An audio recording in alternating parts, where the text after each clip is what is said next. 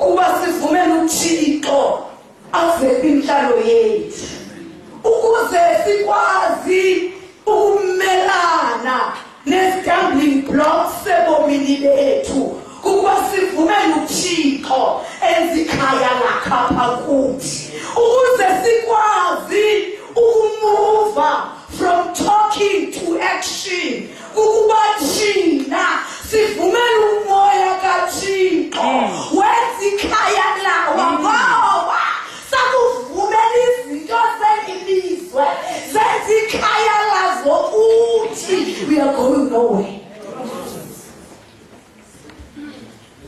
Yona lento ngithi phambi ngoba siqhubeke nalokho. Let us allow the Holy Spirit. Singentela sivalena amacango kungabikho umuntu ophumayo. Sicela sivalena amacango kungabikho umuntu ophumayo kodwa nijonge